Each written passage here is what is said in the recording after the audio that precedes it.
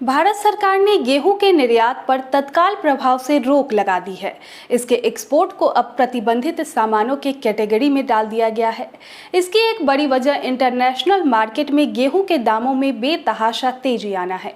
गेहूं के एक्सपोर्ट बंद होने से इसके भाव पर काफी असर देखने को मिल सकता है। कैसा रहेगा आगे का बाजार और निर्यात बंद करने के पीछे की वजह के बारे में चर्चा करेंगे।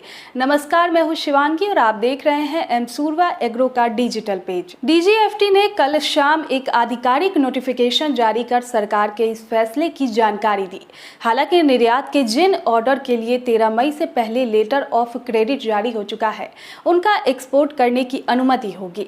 आपको बता दें कि लेटर ऑफ क्रेडिट बैंकों द्वारा दिया जाता है, जिसका उपयोग निर्यात करने में एक्सपोर्टर द्वारा किया जाता है। इस नोटिफिकेशन में कहा गया है कि भारत सरकार देश में पड़ोसी देशों और अन्य विकासशील देशों को खाद्य सुरक्षा उपलब्ध कराने के लिए प्रतिबद्ध है, खास करके उन देशों को जहां ग्लोबल मार्केट में गेहूं की कीमतों में आए दिन अचानक बदलाव का विपरीत असर हुआ है और वे गेहूं की पर्याप्त आपूर्ति सुनिश्चित करने में अक्षम है। रूस और यूक्रेन के चलते वैश्विक बाजारों में गेहूं के दाम काफी बढ़े हैं। रूस और यूक्रेन गेहूं के बड़े उत्पादक देश है और स्थिति सामान्य न होने की वजह से इन देशों से आपूर्ति बाधित हुई है।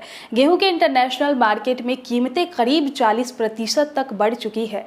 वहीं घरेलू बाजार में भी गेहूं और आटा भी महंगा हुआ है। सरकार के आंकड़ों को देखें तो अप्रैल में गेहूं और आटा कैटेगरी की महंगाई दर 9.59% रही है। ये मार्च की 7.77% दर से अधिक है, जबकि गेहूं की सरकारी खरीद में करीब 55% की गिरावट दर्ज की गई है, क्योंकि गेहूं का बाजार मूल्य इस समय सरकार के न्यूनतम समर्थन मूल्य से ज्यादा है। सरकार ने गेहूं का एमएसपी 2015 रुपए प्रति क्विंटल तय किया है। निर्यात बंद करने के पीछे सबसे बड़ी वजह यह भी रही है कि सरकारी खरीद काफी कम हो पाई, जिसके बाद से गेहूं के भाव में लगातार तेजी का रुख देखने को मिला है। अब निर्यात बंद होने के बाद से बाजार पर इसका असर देखने को मिल रहा है। भारत गेहूं के उत्पाद करने में काफी आगे है, पर इसकी घरेलू मांग काफी अच्छी होने की वजह से निर्यात कम हो पा रहा था। मार्च महीने में भारत का होलसेल व्हीट इन्फ्लेशन रेट 14% रहा, जो 63 महीने का उच्चतम स्तर है।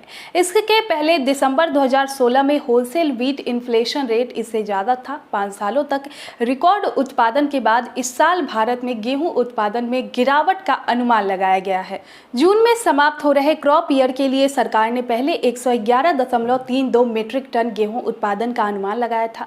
अब इसे 5.7% घटाकर 105 मिलियन टन कर दिया गया है। इसके अलावा गेहूं की सरकारी खरीद के लक्ष्य को भी आधा किया जा सकता है। नॉर्थ और वेस्ट इंडिया में गर्मी और लू के कारण गेहूं फसल को भारी नुकसान पहुंचा है, जिसके बाद से ही गेहूं के भाव में तेजी का रुख बना हुआ है। निर्यात बंद करना अभी के समय पर सही निर्णय नहीं था, क्योंकि किसानों को बहुत सालों बाद अच्छी भाव मिल रहा था, जिससे गेहूं की खेती करने के लिए उनका मनोबल ऊंचा रहता। पर अब इसके भाव पर अगर असर दिखता है तो भारत के पास एक अच्छा मौका था गेहूं निर्यात में आगे आने का, वो मौका खो देगा। खैर, अब आने वाले समय में इसके भाव किस तरीके से देखने को मिलते हैं वो पता चलेगा। तब तक के लिए बने रहेंगे हमारे साथ।